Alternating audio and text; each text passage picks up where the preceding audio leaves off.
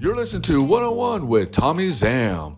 On the 27th episode, we are sitting down with Johnny Schillereff talking about skateboarding and life.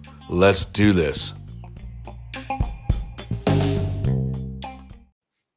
Hey, what's up, Johnny? How you doing? I'm doing very well, and you? Ah, man, just I'm on the road right now. So right now I'm in Florida, so I'm just chilling here before I head back to California. Nice. What part of California head back to? Back to San Diego. Okay. Yeah, down in PB. I missed the good waves and the water and great burritos. Yeah, SD's nice. And where are you at? I'm currently in Costa Mesa, California.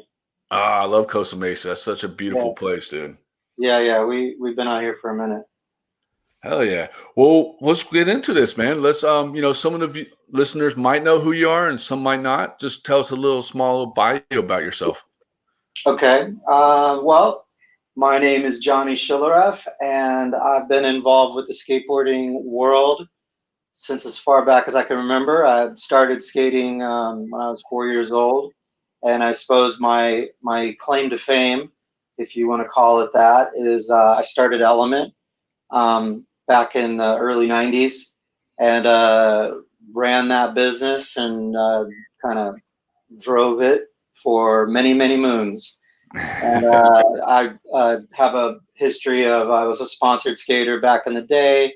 I'm from the East Coast. From New York is where I sort of claim my home as far as my youth, and then kind of moved around a lot, and I ended up out here. But I mean, that's kind of the short version. But I guess yeah, and I've recently started a new company called the Heart Supply, and kind of parted ways with the brand I actually started, which was a interesting process. But yeah, here I am now. And yeah, I mean, I don't know if you want to dig deeper into that. I've got zillions of stories having, been had a company for, I mean, Element's 27, 28 years old. Wow, And congratulations.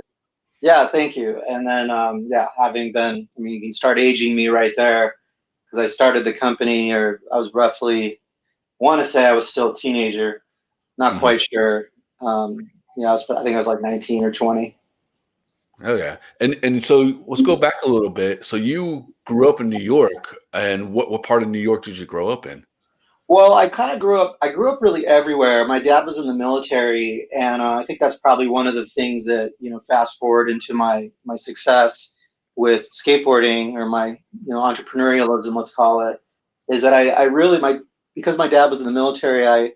I traveled everywhere. I lived in Oregon. I lived in Europe, Germany for 5 years. I've lived in Kentucky, New Hampshire, New York, Virginia. I went to 4 different elementary schools, 3 different high schools. I ended up in New York in my high school days, and I would toggle back and forth from upstate New York to New York City for skating. And so with that, I was pretty well, some street smart, but also just very well rounded with people and style and music and cultures, and really a bit of a chameleon because of that type of lifestyle. Mm-hmm. I think that's one of the things that really drew me to skateboarding was that, because I never played any type of organized sports either. One, because I had no interest, and two, I obviously, having moved around that much, being part of any type of sport or activity that required any kind of roots was definitely not going to happen. Yeah, definitely. And so so being a military child, so traveling around, did you meet a lot of friends? Was it hard for you to meet friends and stuff like that? Yeah, I would say it was actually hard. I would really describe myself in my pre-high school for sure, and I would definitely say even deep into high school, I was pretty introverted person and kept to myself, mainly because if I knew if I had made friends, they would be pretty much out of my life quickly. Yeah, so no, I really was skateboarding. That was like my thing. I skated alone. My family life was pretty messed up. So Mhm. I really stayed pretty to myself. Yeah, it was quite an embarrassing situation. So I never had friends over, even when I was somewhat, somewhere. And also, I moved back and forth between my mother and father. So you stack that on top of moving around with my dad because of the military, but then also being kind of tossed back and forth from one parent to the other was also pretty unstable, we'll call it. Yeah, yeah, definitely. I mean, that must have been really hard on you for being, being so young and going back and forth and stuff Yeah, like that. But it's cool that you found skateboarding because, as we both know, skateboarding is like a thing for us to launch to and to relieve ourselves from the real world to put us in. I call it like not really a fantasy world, but put us out into away from the real world. exactly. Yeah, I always say the streets kept me off the streets.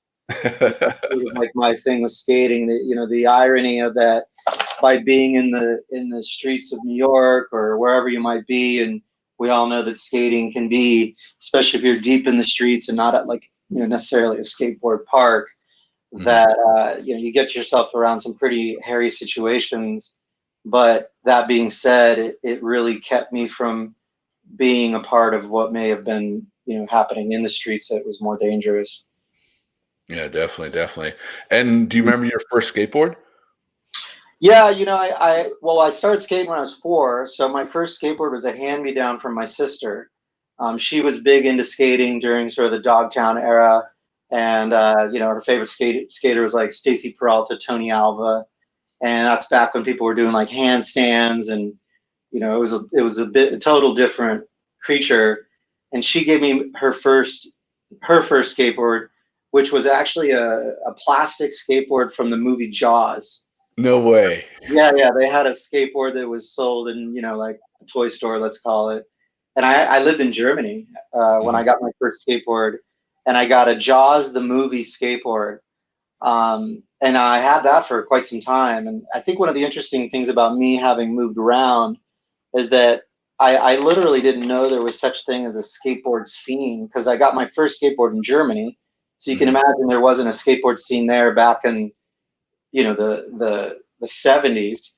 Yeah. And then not until I moved to Virginia Beach in the very early 80s, I suppose, that one day I was at the beach and a guy just skated up to me full 80s skate style, like long bangs and bright clothes and a neon skateboard. And here I am riding this like ghetto board, but I had skated since I was 4 on like my sister's hand me down, and I actually had like board skills because I just loved skating. So I knew how to tic tac and carve, and I could push really well, but I didn't know there was really such thing as tricks.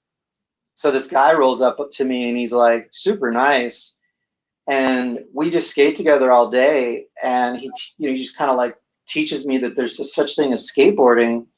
And I'll never forget, he took me to Mount Trashmore, Mhm. and I had never seen vert skating or anything like that. And Mount Trashmore is this huge vert ramp back in the day that like Tony Hawk and Lance Mountain and all these guys used to go and skate. And I mean, I never dropped in. I never seen anybody do an air, like nothing like that. And so my mind was just completely blown, coming off of a Jaws skateboard to Mount Trashmore, seeing like guys like Sergi Ventura do, 6 foot, 7 foot airs. And then I just never looked back. I went to a skate shop and I got a uh, Mark Rogowski Vision skateboard, and then I think a Gons board. Then that was like I just kind of like catapulted into a proper skateboard, I Mhm. suppose. But really, the most proper skateboard I had I guess, is the Jaws board, right? Yeah, exactly. I mean, think about that. I mean, that's pretty badass. I mean, Yeah. it was a cool board. I remember those boards because that's when my parents, my dad was actually in the military, so I never got to travel around, but my two older brothers and my mom got to travel around. So I get what you're saying. And so when I was born and everything and got a little, like probably about 3 or 4, my brother's skateboard, and they had all those, wooden boards and stuff like that. So I actually remember that Jaws board. That's why I was like, oh, no way. Yeah, that's crazy. Yeah, like Yeah. one of these days I'll get the license to Jaws the movie and replicate it. Dude, that'd be badass, dude. Now that I know how to do those things, boy, I haven't thought of that before. It's a pretty good idea. Yeah, that'd be pretty sick, dude. And then, so growing up in New York and getting into skateboarding and stuff, do you feel it was easier for you to be accepted in the skate scene in New York, since New York was like a huge skate, metro area? Yeah, I mean, it was a different time back then. Skating was pretty hardcore. I mean, we skated the Brooklyn Banks and downtown Albany, New York, and there definitely was no such thing as parks. And skaters back then, we were. I mean, there was like not a single. Maybe there was like a skater in my school, but no skaters really typically around. And it was hardcore days. It was during New York was a different place in the '80s. And the world was a different place back then. So I suppose because at the time I was definitely a bit of an outcast, and most of the people I did hang out with in New York, we were all pretty wild at the time. So, the movie Kids, it's always the one I kind of reference, is that was very, very real for my life. In fact, I knew most of the people in that movie. Actually, Harold Hunter wrote for Element. So yeah, but it really did help me socialize, because I was into hip hop and punk rock, and very much into like the underworld cultures of New York. And so meeting people through that scene was pretty incredible, especially coming from having moved around my whole life, and all of a sudden I finally got settled because my father retired from the military in New York. So I knew that I was going to graduate high school and all that out there, which was a pretty nice feeling at the time. And did you grow up in like upstate New York, or did you grow up in the fives or five boroughs? Mostly upstate. But what I would do is, I mean, literally almost every weekend we would hop on the train and go down to the city, and I would spend my summers in the city with like the guys from Shut, which would now be the Z York guys, but back then it was called Shut Skates. And I would skate with all the dudes from the city, and they would come upstate. We'd hang out in like White Plains. Jersey was like big for all of us. We'd all skate. Jersey was actually, people talk a lot about New York City, which is cool, but Jersey too was a really, really powerful skate scene, like all the kind of surrounding areas of New York. Yeah, Boston, definitely. Yeah. DC. We would go to Philly, DC, skate Pulaski, all the East Coast areas where, we would all just roll. Like all the New York guys would heavy DC, Philly presence. Yeah, that's and because you can travel that close. I mean, you could take a train, or you could fly, or whatever. Yeah, we would take trains, take the bus, take the Greyhound. Yeah, it was like back then, and also having the parenting sort of situation that I had, I'd do with that whatever the hell I wanted. So I was pretty much never home, and always rolling around, and that's how I eventually got sponsored through that. Cool. And who was you sponsored by?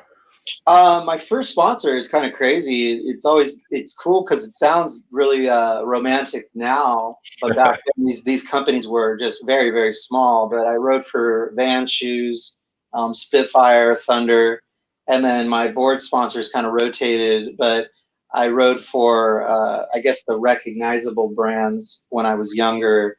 Was my first real board sponsor. There was a company by the name of Circle A, another company called Alva Skates, and then I moved on, and kind of the big one was New Deal, that kind of catapulted me into Element and all these other things. But Circle A was an interesting one because I rode for Circle A, and a lot of guys like Ed Templeton, he rode for Circle A, and then he ended up moving on, and we worked together on some projects. And yeah, a lot of guys from like my early sponsors, we kind of circled back and got back together, and rode for some of the same companies. But yeah, I rode for Spit, and kind of the long answer to that is, yeah, Spit, Thunder, Vans. And what was your reaction when you first got sponsored by these companies? Like, were you like your first board sponsor? Were you like stoked, or like, man, I finally did it? it was crazy. I mean, because back then nobody really rode for anybody, especially on the East Coast. The East Coast was just unrecognizable. Like no one even knew there was a scene out there at the time. It was all we were really doing is replicating through what we saw in the magazines by Gons and Nodis and Hosoi and Cab and all these guys. And we didn't really know what was going on, and we were sort of making shit up on the East Coast. And I honestly don't know how I ended up getting, like, what happened, but my first real sponsor, like where a box came in the mail, was from Spitfire.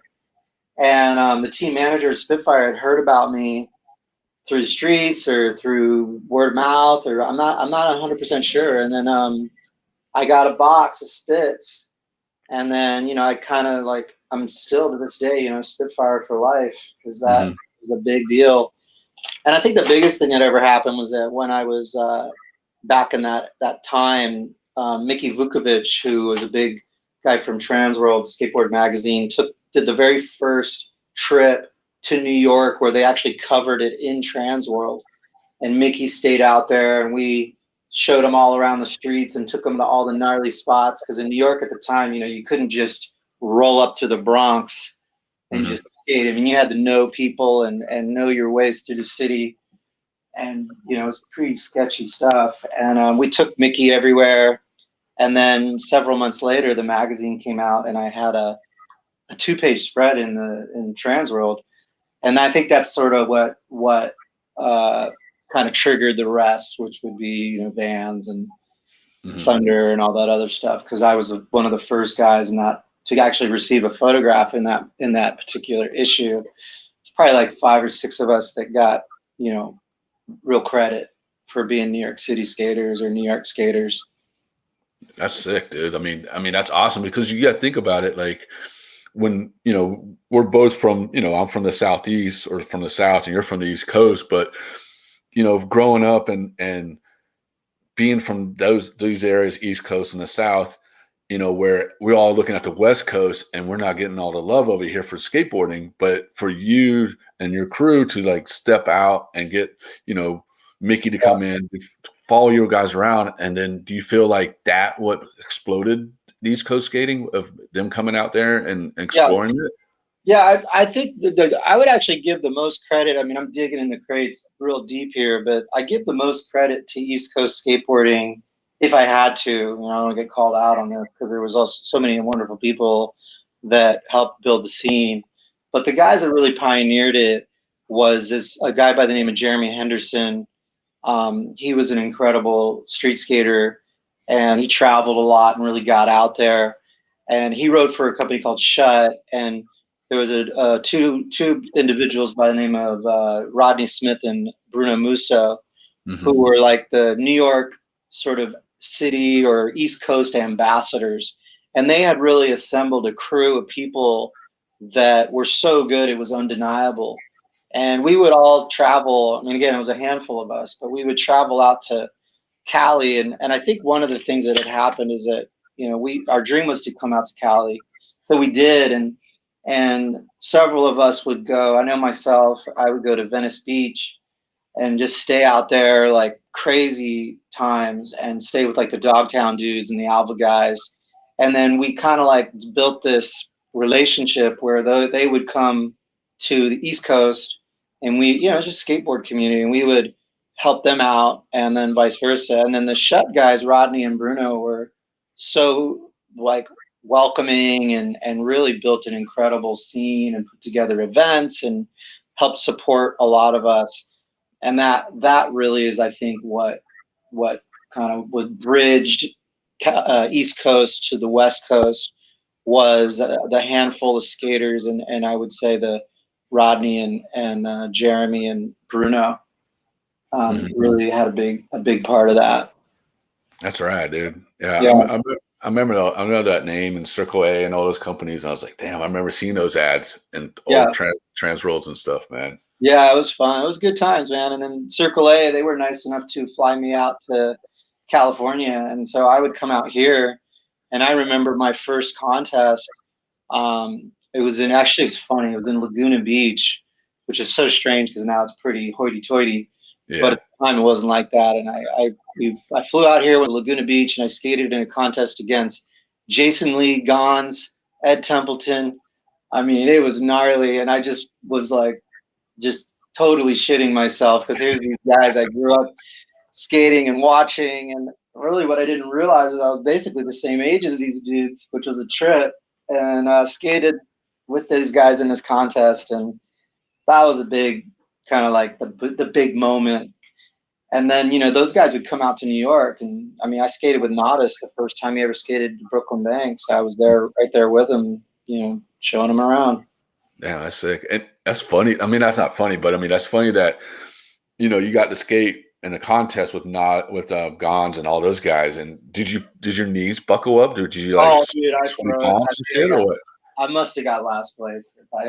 If there's anything that's worse than last place, I think I may have gotten that. Yeah, no, I totally freaked out, like had like a diarrhea attack, and you know, like I've never been a contest guy, just pretty much purely street. But I actually did all right in contests back then. Definitely not that one. Not that one, huh? That was one No, you're like, oh shit, I gotta skate against these guys. How am I no, gonna do dude, this? it was so gnarly. But you know what's sick is that, like, what when they would come out to the city, or I would skate, you know, out in Venice and things like that, like we brought something to the scene that was very different. So, you know, we were used to skating just the grit, just the grit. I mean, there was no such thing as a red curb in New York, like. Mhm. And so when you'd get out here, man, it felt like you were skating, like, I guess maybe how you feel when these guys skate like street league or parks that are just perfect. We'd come out here and just destroy California, because we were just so used to things being so hardcore. Mhm. So banks were just gravel, and you know, just everything was just so crap that if there was like a bump or a kink in, you know, in a rail, or like cracks in the sidewalk, you know, all these guys, these shut guys like Felix Arguelles and, you know, Sean Sheffy, these dudes, we would just fly over these things, and not it just they just were not anything to us. And I know a lot of guys would come out from the West Coast and just be like, how the hell do you guys skate out here? You know, it's just insane conditions. Yeah, So, it's yeah. crazy. I mean, it's the same down south too, man. The roads Oh yeah. are horrible, dude. I actually lived in Atlanta for 4 years, and skated heavily out there too, and you know, got my way around the South quite a bit, because Atlanta that was a great time. I love Atlanta. Yeah, ATL is a lot of fun, dude. I haven't been up there in a minute, but it's definitely a lot of good skate spots up there. I will tell you Yeah, that. good people. Good people. Definitely. And so let's get a little bit into this. So I remember Underworld Element. I remember the very first video, Sky Pager. You know, it was. I remember that from, you know, forever, and I've watched it so many times. You know, with Andy Howe in there in the back Oh in yeah. the spa with the women, and Harold Hunter and stuff like that. But I want to go back to that. Like, how did you start that? Where did you come up with that? Like the name Well, and everything. well, it's a pretty interesting story. So Underworld Element was like, in my way, in my eyes, I don't even consider it Element, and the reason being is it's just sort of a like a more of almost like a personal way I look at the kind of transition of my life, and that is that Underworld Element really stood for quite. It was a very negative. I mean, even what you just described, like it was a pretty negative representation of skateboarding and the life that in many ways that all of us were trying to escape. And you look at like Harold Hunter is probably the ultimate example, because he's no longer with us. Yeah, rest in And peace. yeah, R.I.P. Harold, you know, and what was going on with Underworld is that coming out of New York and really being like street kids and skate rats, there was just a time when all that was considered really cool, and being, you know, from the streets. And to me, Underworld like stood for, although like today a lot of people look back on it and think it was cool. Well, first it lasted for a very short period of time. I mean, very, very short. And what had happened is that I kind of turned a corner in my life, and I realized that I didn't want to have to do with any of that crap. any of it was just a lifestyle that was destroying all of us, and people had died, been arrested, drug addiction. There was promotion of things within that particular brand at the time that was just horrible. And so I kind of just like woke up, and I had a partner at the time, and we didn't see eye to eye on anything. And he really was, let's just say he wasn't part of that world that we grew up in that was so raw and gnarly. So he didn't necessarily have the desire to escape it, more so the desire to be a part of it. And we were all like, this isn't actually as cool as you think. And so I just made a decision. He left the business. And then when that happened, I made the decision to flip flop the entire company and call it Element and move in a direction that was, I just cleaned up my life and had made the conscious decision to be a positive change in the world. Literally, it didn't happen overnight, but the change of the brand almost did. Yeah. But then I just moved forward, and that's kind of the Element you see today. Is I just said everything I do and everything I touch and everything I try to be involved with skateboarding, I wanted to stand for something positive and help get more kids on skateboards and showcase what makes skateboarding beautiful. And I had gone through, several things that I don't mind elaborating on, but at the end of the day, skating saved my life. And if it hadn't been for skateboarding, I'm not sure I'd be alive today. And I was like, why would I promote things within the culture that almost took me out when I should be promoting the things in the culture that helped put me on top? Yeah, no, definitely. I'd agree with you on that. But you had, with it was a short period of time, but I mean, that team was amazing. I mean, with Andy Howe, Jeff Pang, Julian Stranger, Pep Martinez. I mean, that was how'd you develop such a good team like that? Well, we were all friends. I mean, we were all like locals at Pulowski, and a few of us rode on the same teams together with previous brands. Harold was, obviously part of the crew skating Pulowski with Andy Stone and Pepe, and we were just all homies, and we just at the time they're good. These guys are amazing skaters, obviously today, but really we were all just local dudes rolling around together, and they happen to be amazing. So to assemble a team like that when you're all just friends and not getting a lot of love from the West Coast, I'm not trying to make it sound like it was easy, but when you're just a crew and y'all just want to be part of something, and that's kind of what happens. And those guys were just the homies, really. Yeah, I mean, I remember watching it, and it was just like, as a young age, and being like, "Wow, man, these dudes are ripped, man!" Like, yeah. I mean, I thought it was such a good video because there was a lot of good skating. It represented the East Coast, and represented like what we, because you don't see that much in the East Coast, like, I mean, they had Shut, they had, this and that, but it wasn't like this. Like, it felt like you did this as a way to put skateboarding more out there and let people know there's other skaters killing it on a different coast. That's what I got from it. Oh yeah, I think a person in that whole mix too. Andy Howell was a pioneer during that period where his skateboarding ability and his personality, along with his artistic ability, was kind of fast forward past Jeremy Henderson, because Andy was younger than Jeremy. But if you were to kind of do a generational thing in East Coast skateboarding, I would say that Andy is one of those guys that really, he skated transition too. So he killed parks or vert ramps and mini ramps. And then he skated street. He was like kind of an ATV guy that really that was pretty rare, because most of us were just raw ass street skaters. And Andy was a raw street skater and an incredible park skater. So he could come out to the West Coast and terrorize mini ramps. And I think he was a big part of all that too, with respect to getting coverage. Him, definitely Felix Arguelles, Sheffy, Dune, Chris Pastris. I call him Chris Pastris and these guys. But yeah, man, that was an incredible time. And I think, you fast forward, if you want to start giving East Coast mad props, is a guy by the name of Dan Wolf, who put out Eastern Exposure, Yes. and later on ended up working with me at Element. But that dude, with respect to Donnie Barley, Reese Forbes, Ricky Iola, um, Kenny Hughes, he really, I think Dan Wolf, he's the guy that when you look at today, street skating and obviously the barley grind, Dan Wolf was a visionary when it came to, and he's still in the game, and then there was a guy, Pete Thompson, who shot photos. People started really getting their legs.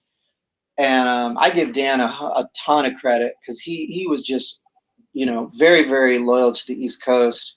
And those Eastern Exposure videos, in my opinion, were some of the best videos of skateboarding's, street skating time. Jumping forward. And that really is how, like, the sort of first generation of Element came about, was my relationship with Dan and knowing Kenny and Reese and all these guys. And that is really, I think, when we made a big splash in skateboarding. That's awesome. Yeah, I remember those Eastern Exposure videos.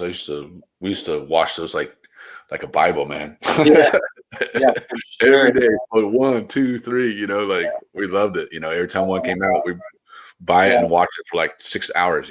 Yeah, Dan was amazing, and he had great taste in music too. So you even watch him now, and the music and the editing style is just still epic. Yeah, definitely. And so go a little forward. So Under Element didn't last long, just a little bit. It kind of put the name out there a little bit, and then you decided to move, take it somewhere different. So Element, and how, like, you done an amazing job with that brand. You know what I mean? Like, going from, I can't name all the writers you have, but the ones that stick out in my head is like, especially young Nigel Houston, Jeremy Ray, Bam.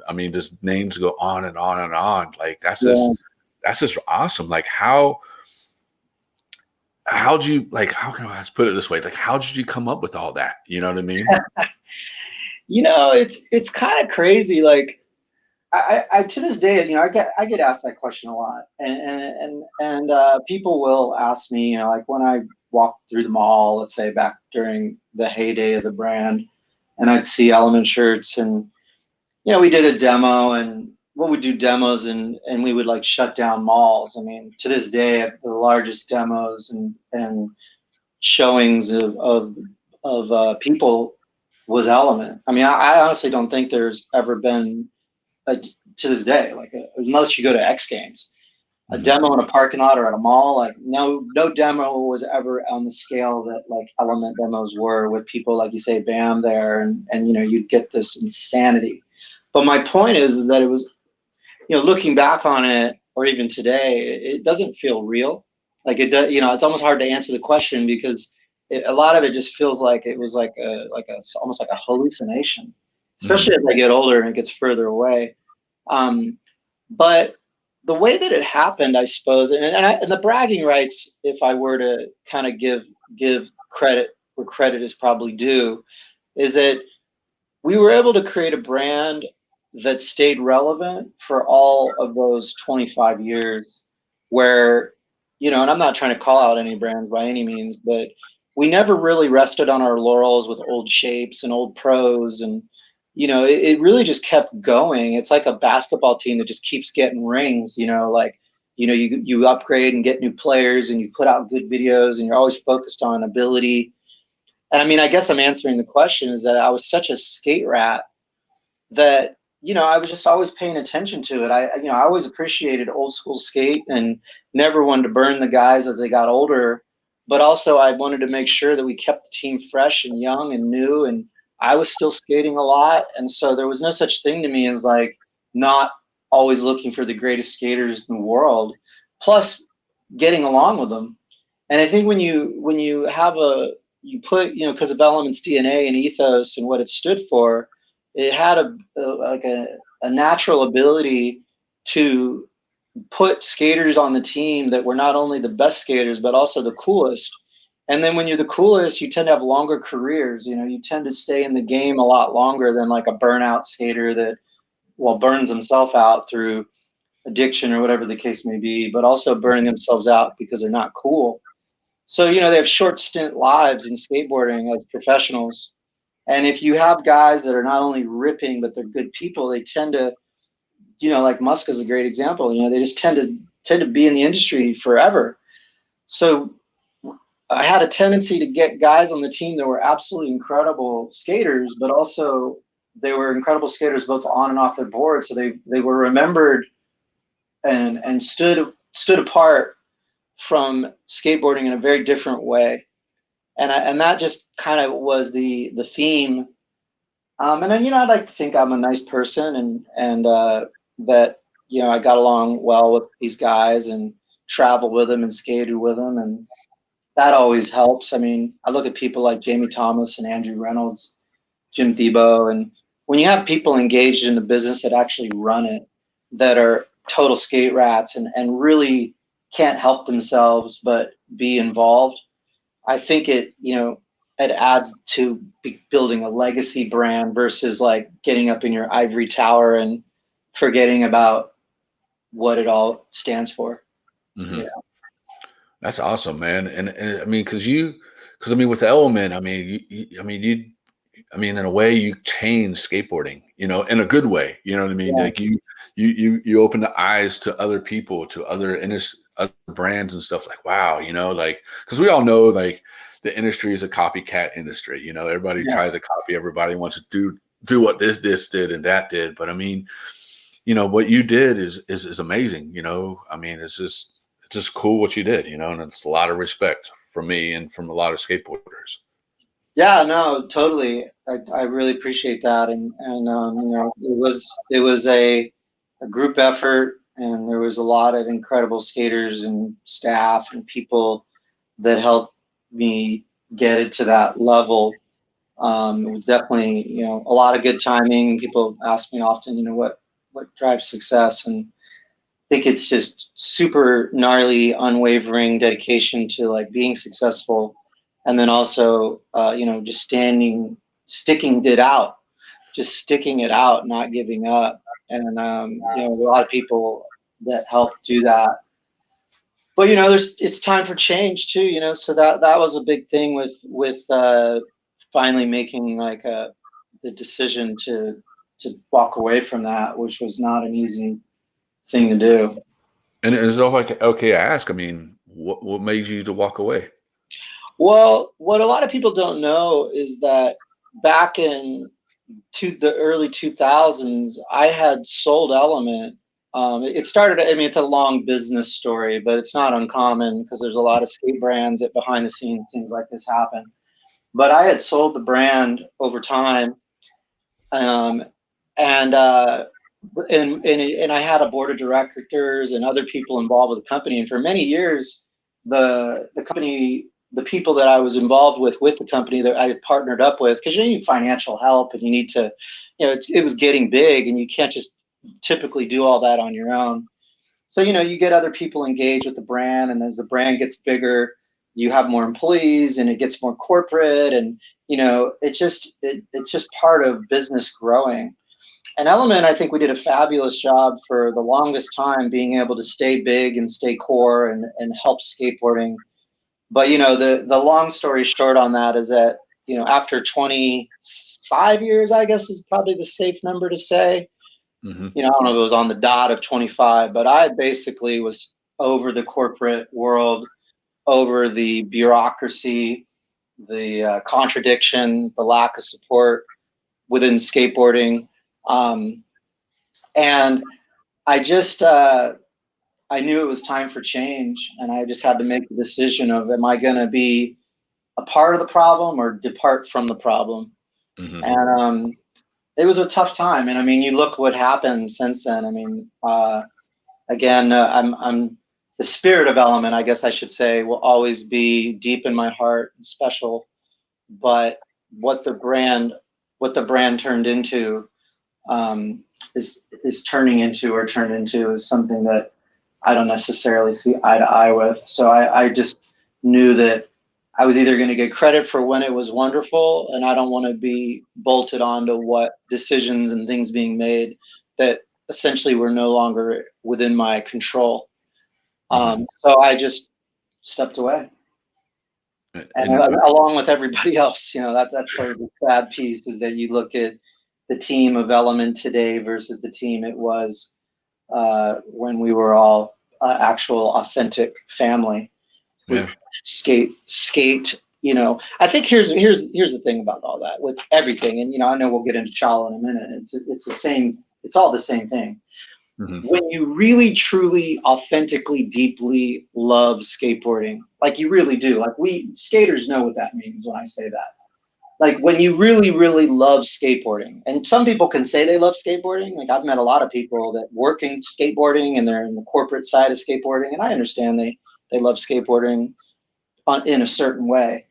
Like they may go to the events and so on, but when you're a skater and you've blood, sweat, tears, given up everything, and all you live, sleep, breathe, eat, skateboarding, that is like what it really is all about. And when you get mixed up with people in the industry, especially nowadays, that don't have that, they're just chasing the bottom line, basically, money. And at the end of the day, there's nothing wrong with that either. A successful skateboard brand is incredible, because what you can do for your athletes and what you can do for the industry and skateboarding at large is incredible. But if it's not, if at the root of it, you don't have that love, then it's just going to go wrong. Just eventually something will break. Yeah, 100% agree with you on that. I mean, it's what I always question, not question, but I always think, like, what makes a real skateboarder? Who is a real skateboarder? You know what I mean? Is it the one that, like you just said, that breathes and eats and sleeps and shits or whatever skateboarding? Or is it that one that, like, oh, I'm going to pick up a board and start skateboarding because it's cool? You know what I mean? So you kind of answered the question that I always ask, Yeah. Well, I think too, it doesn't even matter how long you do it. I mean, I look at my wife, and sometimes I say to her, she's one of the most core skaters on the planet, and she can't even skate. But the fact that she's been around it and helps skateboarding and brings skaters in and literally patches their wounds and drives them everywhere and has been around it since forever. To me, that's skateboarding, because skateboarding is like a community. It's like, it's people that like find themselves like some sort of, whether it's a hole in their life or something, it draws in people in a way that it's indescribable, really. And so I think, there's like, let's just say some corporate dude that like goes to work every day at a skateboard company, and then it rolls around to Saturday and there's like a skate event and people are out in the streets and you can have a choice to be there or not. The person that chooses not to be there is not a skateboarder. The person that chooses to be there when it's not necessarily the most convenient time, they're a skater. And that doesn't mean you actually have to skateboard. It means that you love it. And that's when it truly shows. I think that's where the line gets drawn, is that these guys in the industry or these people out there that claim it, but like when it comes down to the grind, are you in or are you out? Are you jumping in the van or are you not? If you're not, then, and if you're jumping in the van and you're like a filmer who pushes Mongo, like, fuck it, man, you're a skater. Or if you jump in the van because you're a mom that like has a fucking first aid kit and you want to like make sure all the kids are safe and they're not going to get up to no good, and you want to like make sure they eat and you're going to watch their sessions and cheer them on, then fuck it, you're a skater. Right? Like that's a true story. Like if you go to the park, not a skateboard park, but a raw ass park in the fucking hood, and dudes are skate on ledges, and there's like, I remember this in New York, like this Rasta guy that would just hang out every day and cheer us on, and he was dope. And every day he was there, and he didn't skate for shit, and he was a skater. Awesome. He was there to cheer us on and be part of the crew, and we'd hang out and he'd tell us stories and help enlighten us. And that guy was like more skate than 90% of the people working in the skate industry. No, no, that's true. That's awesome, man, and that's so true. It's crazy, because a lot of because I see people post things, or I'm not saying any names or anything, but I see people post things like recently someone calling out, the exact same thing what I talked to you about, and you just said, about skaters, who's a skater, not a skater, is a longboarder a skater or not? You know what I mean? And it's like Yeah, that's what made me think, like, wow, why would someone say that? yeah. And and like it's weird, It's sad. It breaks my heart when people judge skaters by their clothes or their way they push or their hands are weird or they wear the wrong or sponsored by the wrong people or that is like that person that's judging that is not a skater Yeah. actually because that's just not like that's not skateboarding and all that hate that's out there on that type of stuff is just not what skateboarding was built on. I think the irony, right, is that every skater, kind of like segue into like what I'm doing now. Every skater started on a fucking brand new skateboard. Like they started on a toy board out of a department store or toy store. They started on a complete. No skater, no basketball player ever learned how to play basketball without a basketball. Mm-hmm. So how can anyone like be upset with someone for being a beginner or being like learning their ways through what we all had to do? It's just bonkers that you could ever think that there's something wrong with that. You don't think Andrew Reynolds started on a, pushing weird and not knowing how to do a frontside flip? Like of course he did. Of Oh course yeah. Jason Dill like started on a new skateboard and was a beginner skater. At some point he didn't just like jump on a board and start being steezy, like so what's wrong with people like having to go through the same process? Like what's up with that? Like I don't get it. Like it just makes no sense. It's actually totally illogical Mm-hmm.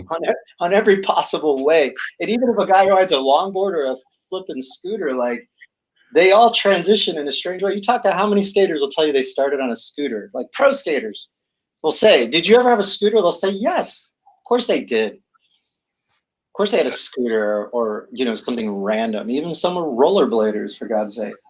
Well, look at what's his name. Was it who was a rollerblader slash skateboarder, wrote for Osiris? Josh Oh yeah, Casper. Chad.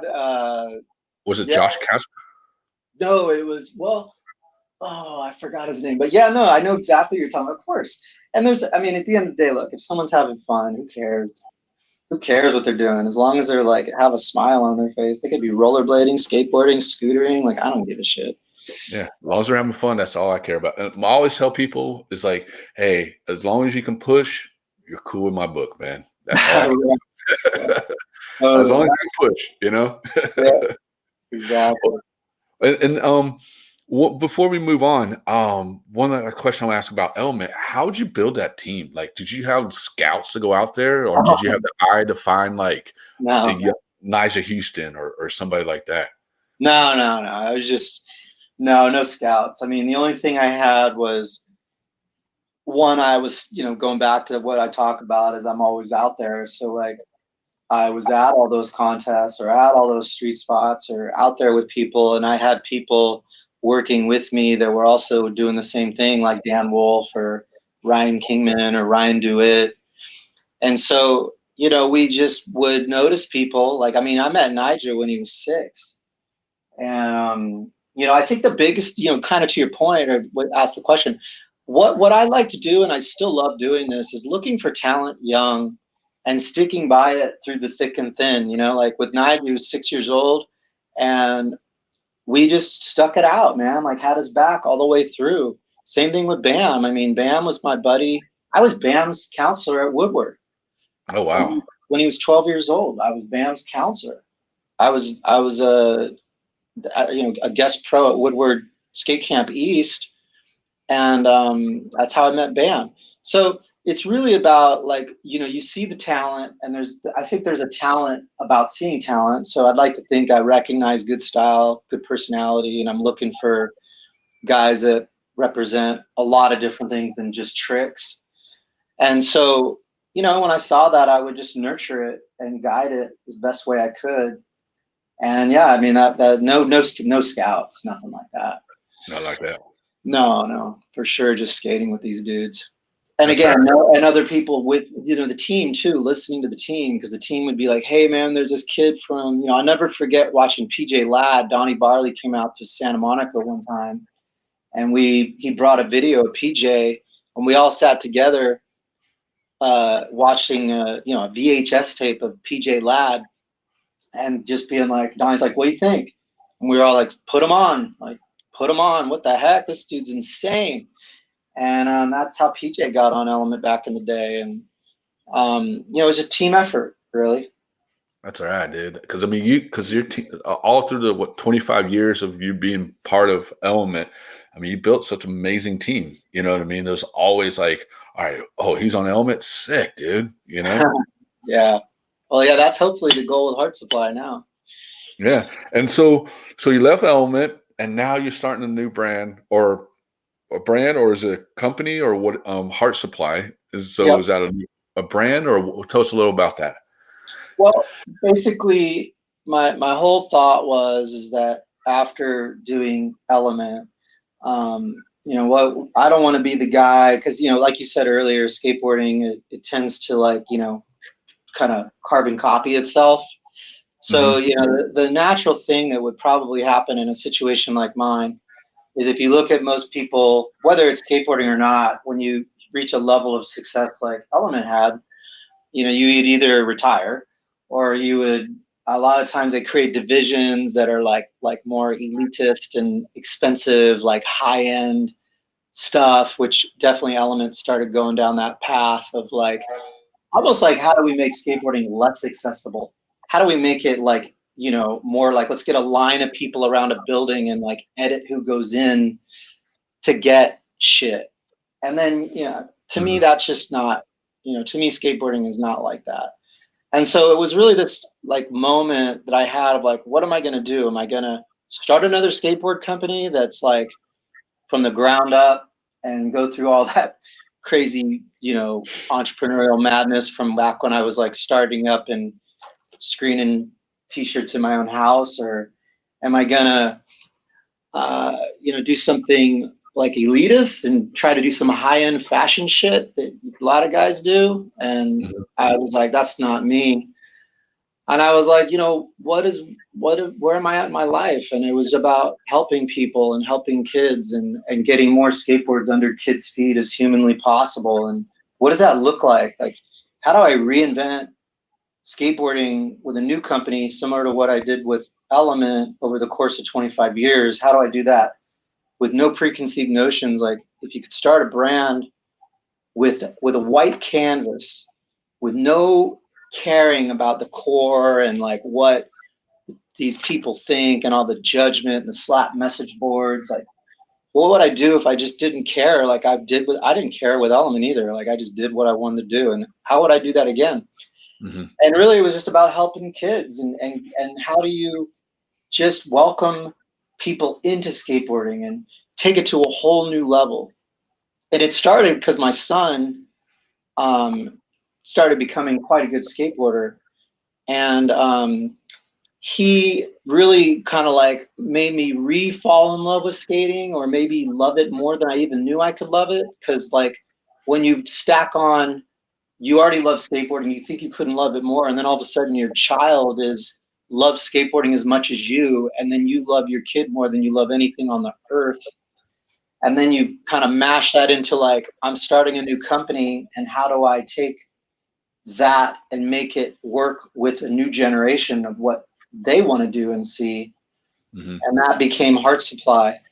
And it was about my wife and my daughter and my son and all their friends, and like, how do we do something where we're positive role models, and all the things that towards the end of Element that broke my heart, make sure that you don't let that enter into the pureness of a new brand. And it was like, we're going to put skateboards under kids' feet. That's what we're going to do. We're literally going to put as many skateboards under kids' feet as possible and be like the Tom shoes of skateboarding. How do we do that? How do we get kids skating, and then the riders on the team be all about it? Like, be all about like promoting positivity and also just getting out there. And instead of like, you know, on the weekend, it's kind of selfish if you think about it. Like you just go out and get tricks with your filmer and try not to invite a lot of people because you got to stack the clips and stay low key. And it was like, hold on a minute, why don't we flip it? Why don't we go to a park, bring a bunch of completes, warm up at the park, give the boards away to the kids. Like then we'll go to like to where our street spot is and we'll find like a kid out there that needs a board and then we'll give them a board. Then we'll get on with our mission. And that kind of started becoming like our sort of theme. And then meeting up with like people like Boards for Bros and other skateboarding instructors and people that needed help. And how do we hook those guys up and give them boards and the support that they need? And then obviously having been around skating my whole life, I got a lot of good hookups and contacts. And, you know, I busted out my Rolodex. People don't even know what the hell a Rolodex is anymore. My kid was like, what's a Rolodex? But, you know, and I reached out and asked for help for a lot of different people, and they all were willing to get involved. And that kind of came, you know, that's why the name, obviously, Heart. You know, you can't love anything more than skateboarding, and that's all your heart. And my entire heart and my life and my soul has been poured into skateboarding. And the mission is to supply people with that heart, you know, so it's the heart supply. That's awesome, man. And can't get enough love.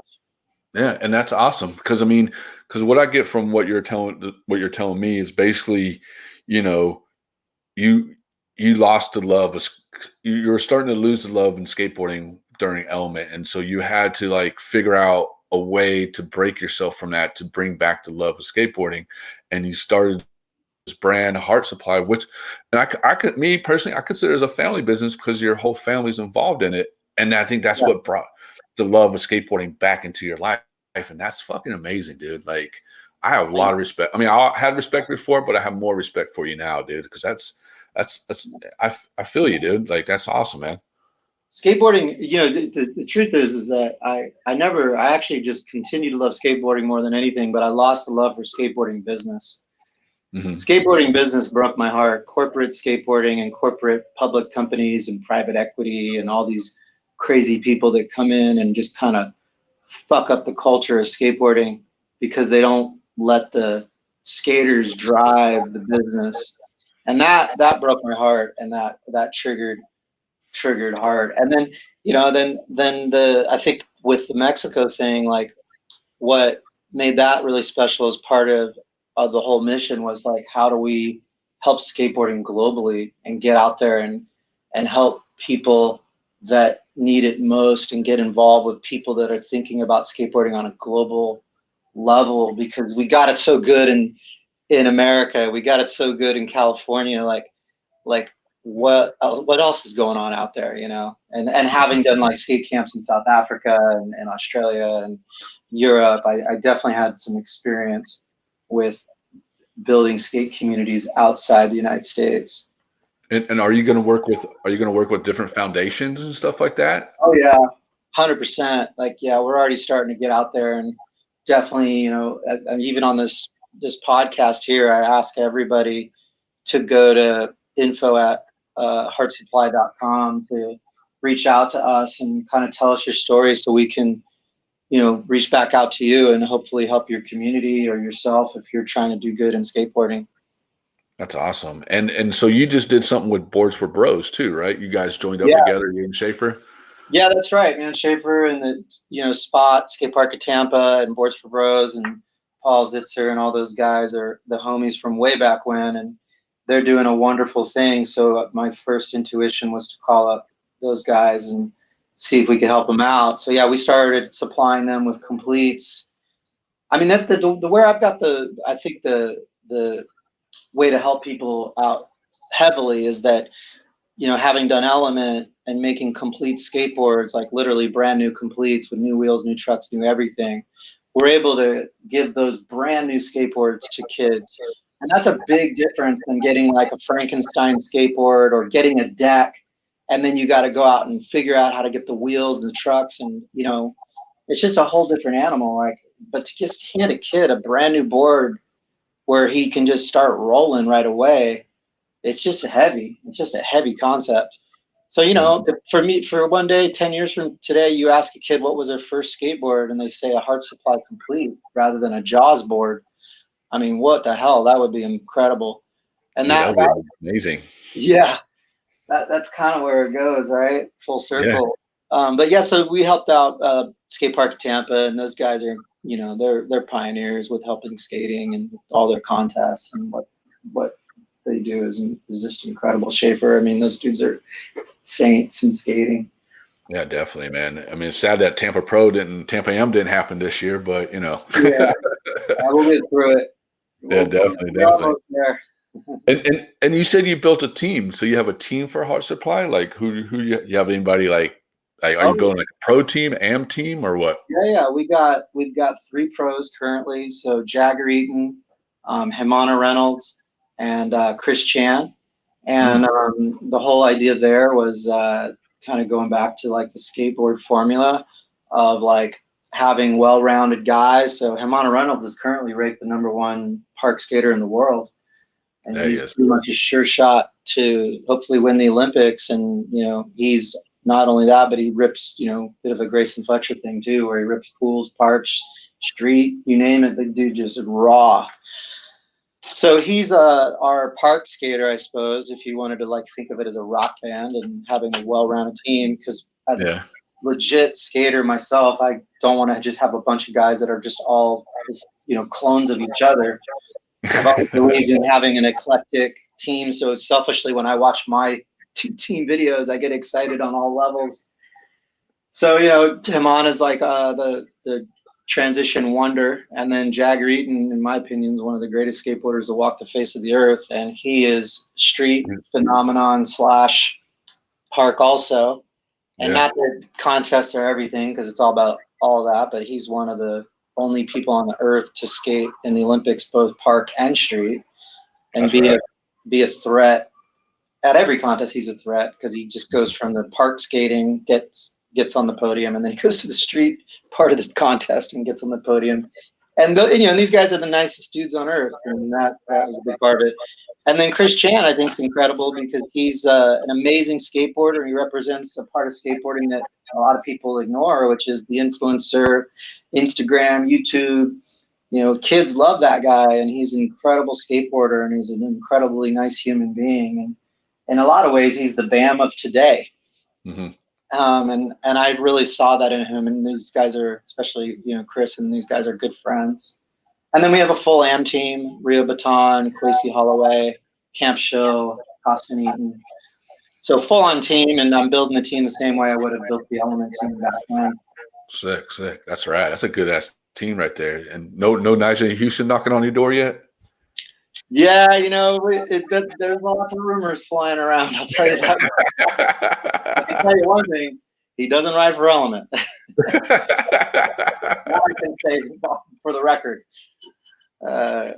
But no, Nigel will be you know, I consider him like a son to me, so he'll always be.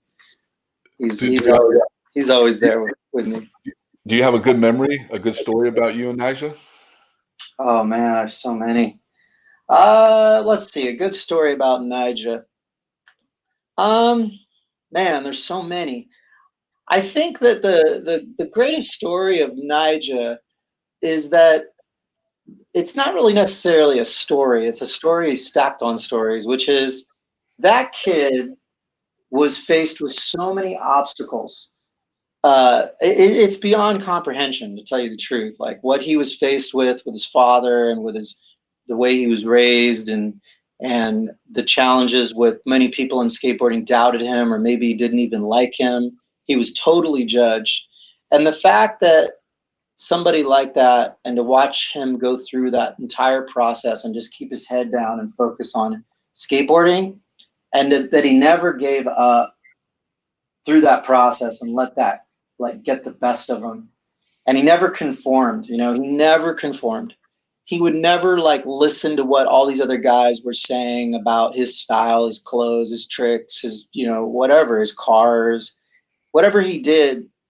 From being like a little kid that was, you know, desperate, to a guy now that is on top of the world, he's never compromised.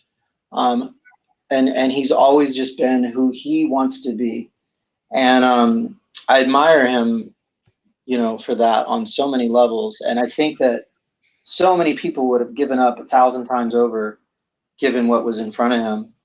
And I think for me that, Bam is similar to that. I think it's insane how many people remember selective memory. People try to forget how much they talked shit or hated on someone until they're invited to their party and get to be in the VIP section, and then somehow their memory sort of fades away quickly. And I think that, Nyjah has been able to see through all that. And he's also had the same friends. Like you look at like Sinner and Dominic Walker and these people that Nyjah's kept his circle tight. Although everybody and their mother knows who he is, and he does have a wide cast of people he hangs around with.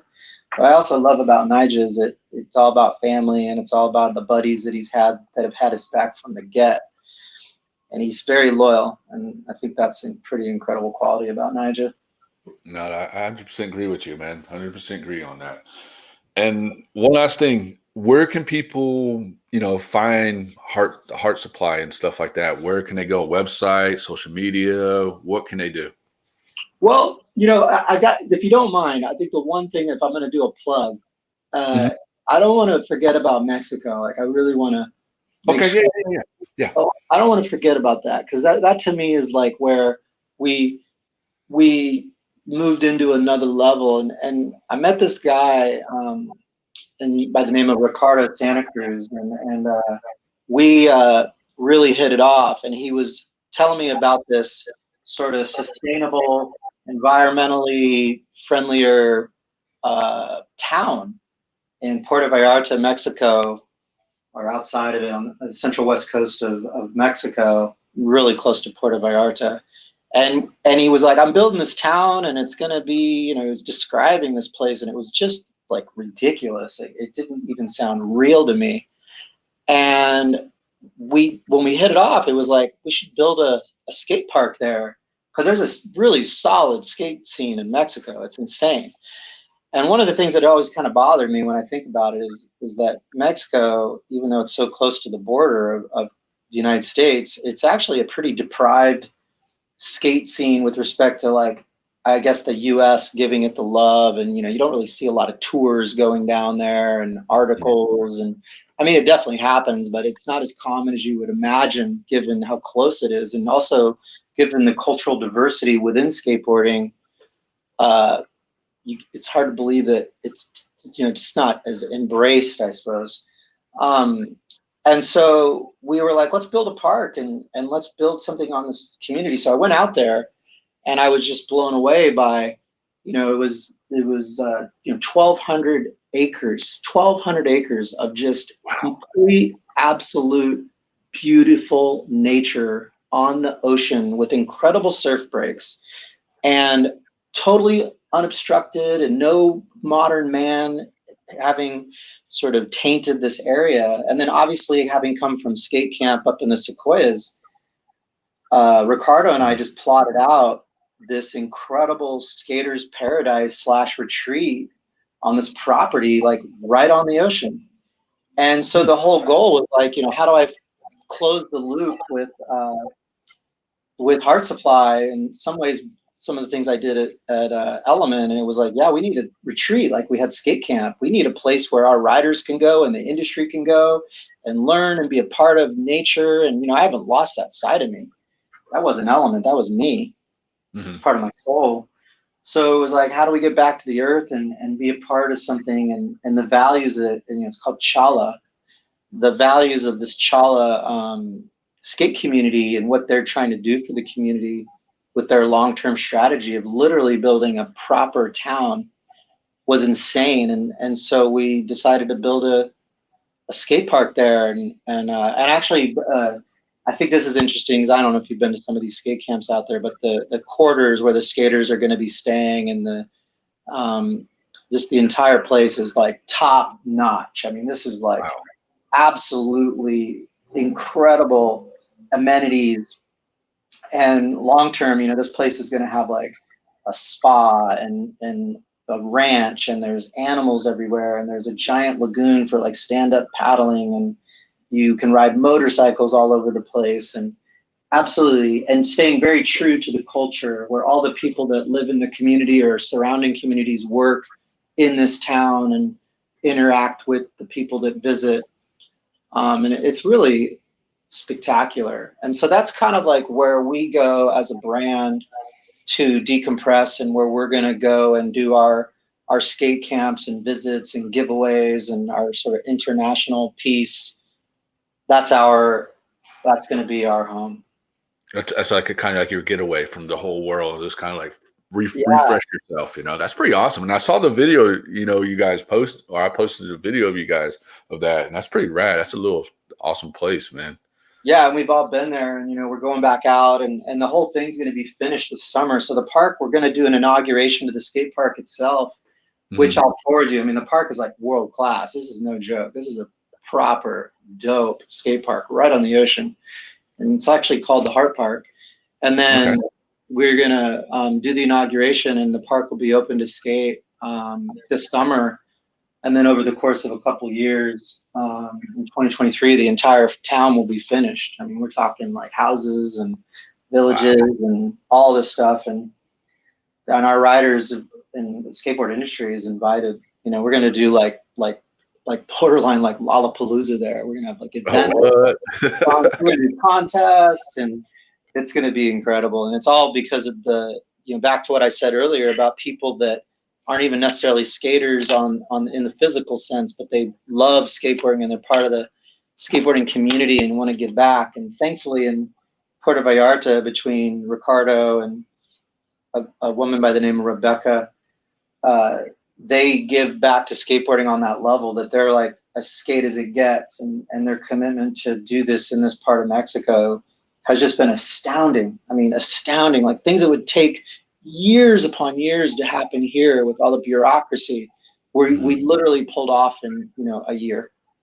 That's rad. That's amazing to do that, especially in Mexico, you know, with everything that's going on in Mexico. That's pretty badass, you know? Yeah, no, the timing is insane. Yeah, I'm really excited. I want to talk your ear off about it, but it is like, as far as things that I've done in my career, I'd have to say that this is probably the most exciting, and I call, you know, an NBD, never been done.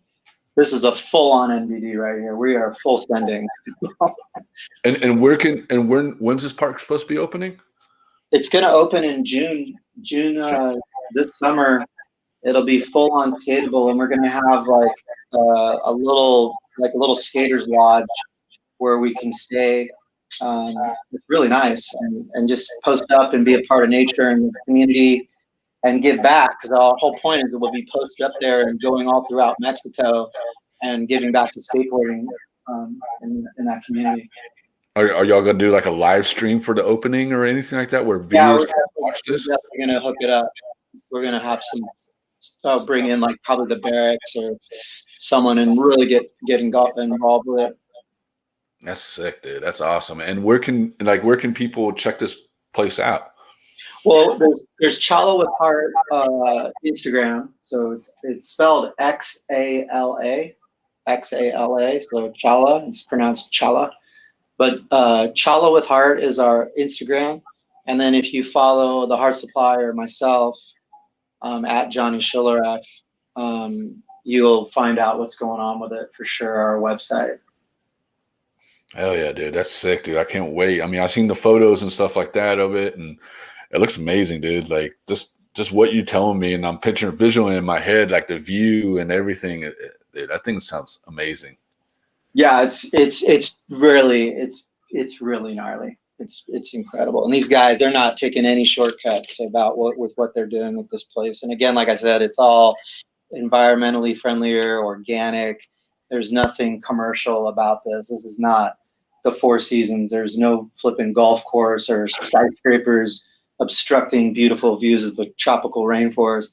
This guy Ricardo is doing everything in his power to embrace the architecture from the local community, the local farming, local everything, along, you know, from the food to the wildlife, to the people. It is really insane. And again, I'm not trying to disrespect Woodward or disrespect Element Skate Camp, YMCA, but this thing is going to be, we're going to set the new standard for sure. Dude, I can't wait. I can't wait to come out there and visit. Oh yeah, you're invited for sure. We'll send you out for the inauguration. How's that? I'm down, dude. I'm down. We'll do a little live stream there, man. Get your passport ready. Yeah, maybe you can cover that for us. Hell yeah, dude. That's sick, dude. Well, Johnny, man, thank you so much for coming on the show. And I personally want to say this, man. I want to say thank you for everything you have done for skateboarding, from Element to Underworld Element to anything you've done. You've done so much for skateboarding, and I just want to say thank you. You inspired a lot of skaters. You inspired the young skaters and stuff like that. And you know what, man, you're gonna do amazing things in the future. I can see, man. Well, I'll say it back to you. I've got a platform. I can only thank all the people that believed in me and my madness and put up with my madness and crazy drive and all that, all these years. And I could not have done it without incredible staff and people that supported me and the fans and the kids and the riders. And it's been one hell of a journey. And I feel like we're just getting started on this next one. But, you know, I never want to take the credit. I just happen to be at the right place at the right time, and a lot of hard work. Oh yeah, definitely a lot of hard work, man. And a lot of skating, a lot of flipping skating. It's still a lot of skating, for God's sake. I mean, you're only what, 35, right? I'm 50, dude. Oh, you're still young, dude. I don't even care. Half a century, and I'm still hitting pavement. Hey, 50's the new 30, man. Dude, 50's gnarly. Hey, but I could celebrate the 5-0, right? This year of the 5-0. Hey, I got 5 more years, man, till I hit the 5-0. 50-50 equals 100, so I suppose that's good too, right? Exactly. I'll be the first 100-year-old man to do a 50-50. Dude, that'll be fucking sick, dude. I would love to see that, man. Hopefully you're around to see it. Oh, we will be, man. All right, Johnny. Well, thank you so much for coming on, man. And hey, one last thing, just tell the viewers one more time again where they can find Heart Supply, the skate park, everything. Oh yeah, well, you know, you can go to any great skate shop and hopefully it's there. If not, if you are a skate shop, you hit up Eastern Skateboard Supply, South Shore Distribution. If you're in Canada, you hit up Ultimate Distribution. And if you're international, you would hit a distributor by the name of Rolling Thunder, and that's how you get Heart Supply into your store.